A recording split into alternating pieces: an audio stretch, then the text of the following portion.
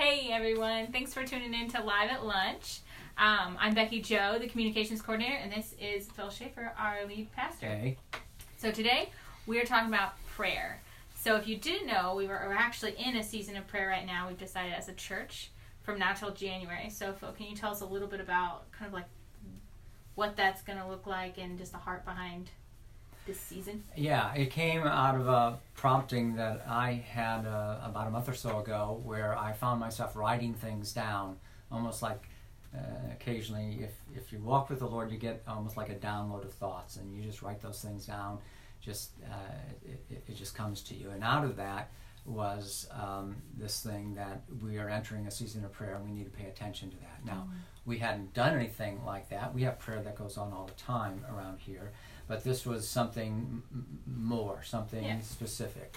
I laid that out before our leaders in a meeting, and I was impressed with the responses that I got, the enthusiasm of that.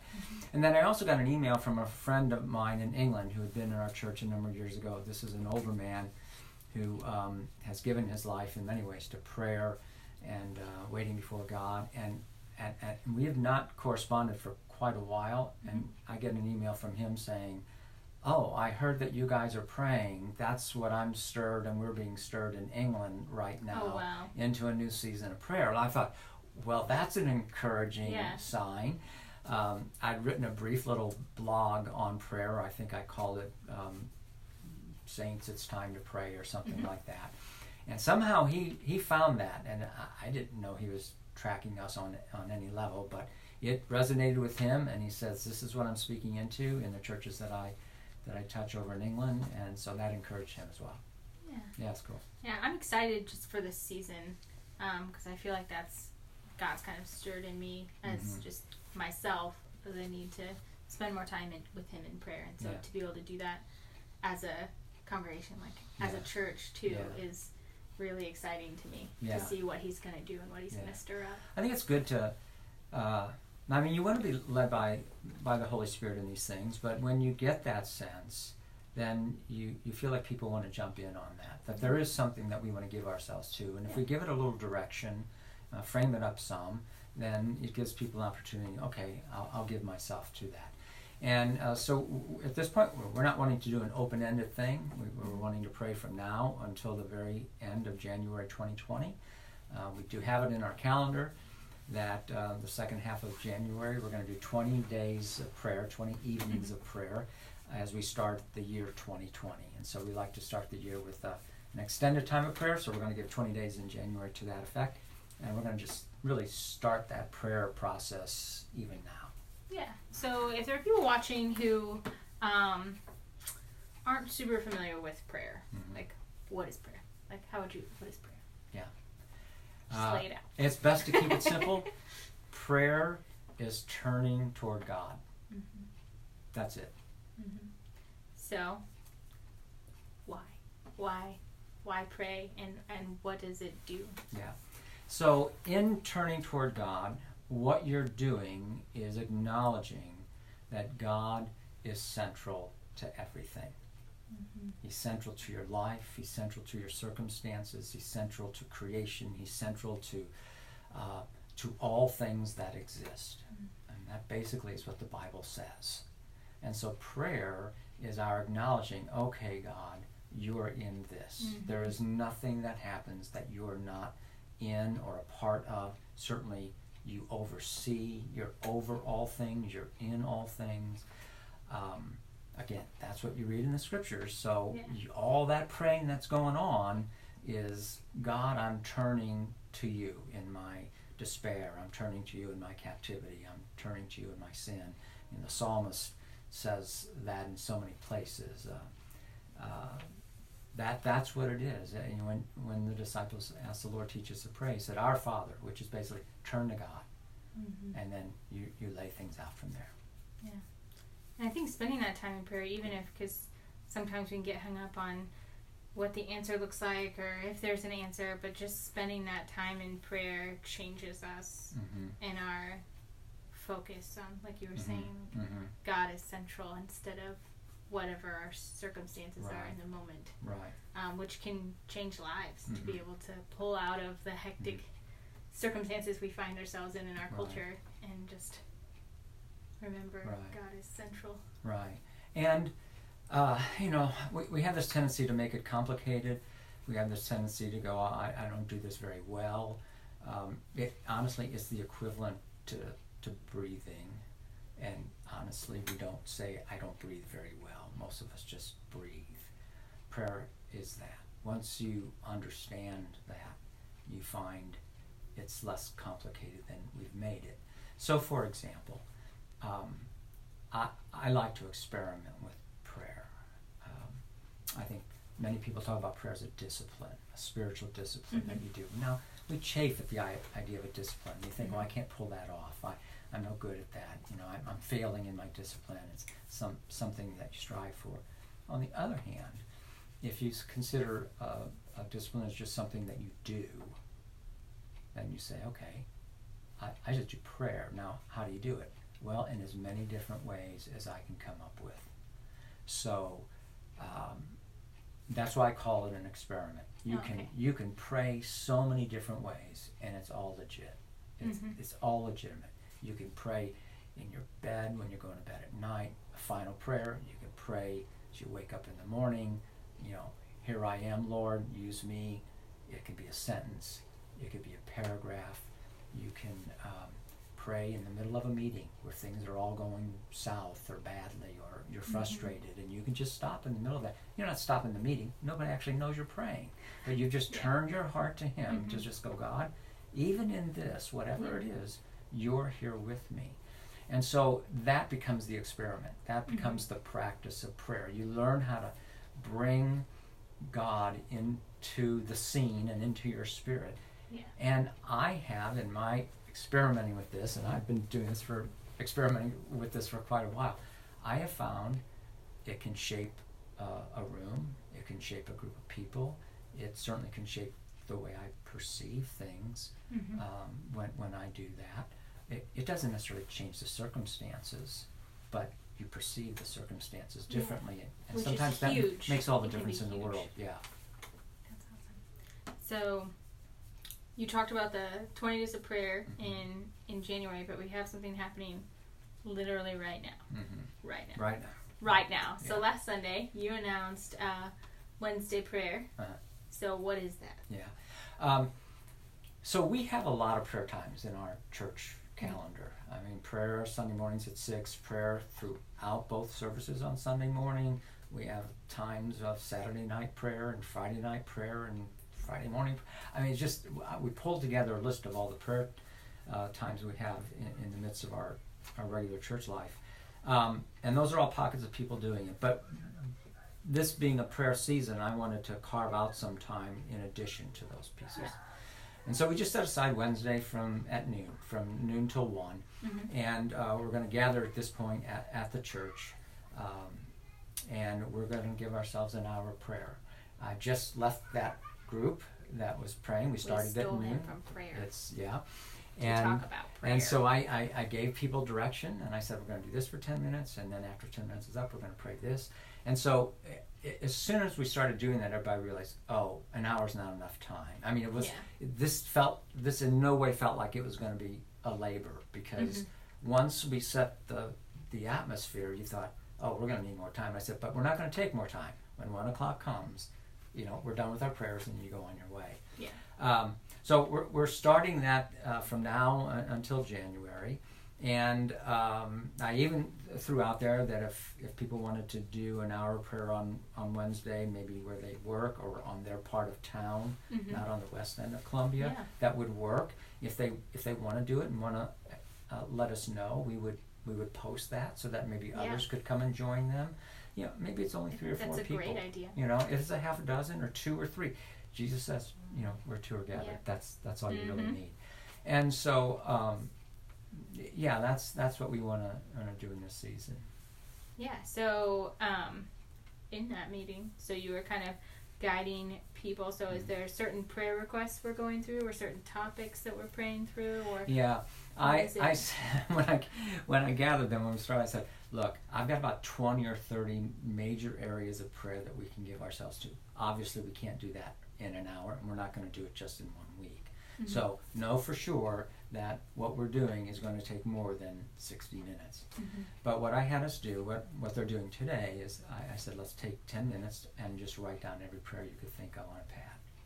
And everybody just did that, just boom, boom, boom, boom, boom. You know, most people had a dozen or 15 different little line items, from healings for cancer, or for marriage relationships, or for healings for whatever, or revival, or leadership, or there are all kinds of pieces. Peace in our community because of the shootings, all these pieces that are going on, personal and broader. And after we wrote those down, I said, okay, now read your list. And so each person got to read the whole of their list, just read it out. And you could hear these themes coming out with each person. And I said, okay, now take one of you, just take one of your themes and you pray that. And whoever else has that theme on their pad, you pray that as well. You just jump right in and pray that prayer. When everybody that has it written down has prayed the prayer, move to the next idea. And so they'll hit all of those pieces in that amount of time. In other words, you're not sitting there going, what do I pray? You already have it, and then everybody else is joining in with you. So it makes for a good flow, and you do get a feel, oh, we're feeling this thing among ourselves. It's not just me that wants to pray into it. Yeah. I think it's also good that there's the element of like praying aloud, because sometimes that can be very intimidating for people, and so to have kind of a safe place that everyone's like, you can just pray and not feel dumb while you're getting the hang of it. Because that can be, some people are like, no. I've had times where I'm like, okay, who wants to pray over dinner? And it's like, eyes go down, all the eyes go down, like no one make eye contact, like in a classroom setting, like don't pick me. And so to have that, because often when we meet as a bigger group in one of our prayer nights, sometimes it can be, or during face down prayer, you don't really pray aloud. So to have this space where you can pray aloud together. Yeah. And, really, there's a group dynamic that's in play there. The larger the group, the less inclined people are to speak up. Just pure and simple. I mean, if it's just you and me and we were praying, we wouldn't sit there in silence forever. We would jump in. Whereas if there's 15 people, you're thinking, surely one of these other people has something to pray and I don't have to. Well, everyone's thinking that. Okay. But like I said, this part of this thing is going to be an experiment, an experience. And, we're just going to play with this. So I told the guys in the room that are praying now, I said, now, you pray your prayer and immediately the next person jump in. Don't wait. Don't try and formulate some fanciful prayer. Just jump in, and if it's nothing more than the line that you wrote down, then that's your prayer, and you can stop right there. But I have found oftentimes that when people say that line, the words start to flow a little bit more. They get more things, and they get a little freer to want to pray. It's almost like you got to uncork the bottle for something to come out. But once it's uncorked, things flow more freely. But when we all sit around in silence, we're just kind of keeping the cork in. But if you take it off, then you'll find once you've prayed aloud once, it's easier then to pray aloud a second time and a third time, and things will come to you. So there's a good dynamic in having people just pray, boom, boom, boom, boom, boom. It gets a flow to things, and it makes time go quickly. It does. Yeah. It does. So we've already talked about it a little bit, but so do you have any like fun stories of prayer, or just like a story of prayer where God spoke to you in a cool way? Oh gosh. I had an answer before, but you kind of modified that well, question, you can answer it however you want. Yeah. Any prayer story. Prayer story. And go. Yeah. Well, I'll just use this one. The example I gave earlier in this, where my friend saw something that I wrote, and he saw it from England, and he's telling me that I'm feeling the same thing. And then someone else says, oh, I'm feeling that same thing. And then someone else saying, oh, I've read this book on prayer. I think it's the best thing on prayer. You should read it. And so someone orders a book to read this book on prayer. And so this thing that started off with, this should be a season of prayer, there are people grabbing on to that and stirring and being stirred to want to read and pray and enter in and what else is going on. But when I said it, I had no idea whether or not people would latch on to it. whether it would stir anybody else. Just because I feel we're supposed to do it, I can say that as a leader, but then I have to rely on, well, what's everybody else sensing? But more and more I'm getting people to respond in those ways. They're wanting to read this book they read 20 years ago, or they're telling me, oh, I started reading this, or I got onto this, what those kinds of pieces. So I think there's just a bit of a groundswell, a bit of a stirring of the waters for prayer, and I think it's pretty good. Yeah. I like that. I think it's exciting. To see what God's doing. Yeah. But The other God story, if I can use that, or prayer story, is that is always in my mind, is years ago in an intense season of waiting before God and a season of prayer, we launched three or four of our biggest ministries from the church. Yeah. Our the Love Inc. came out of a prayer season. Granny's House came out of a prayer season. The Harveys going to Guatemala came out of a prayer that was in a season of prayer. Center for Women's Ministry came out of a season for prayer.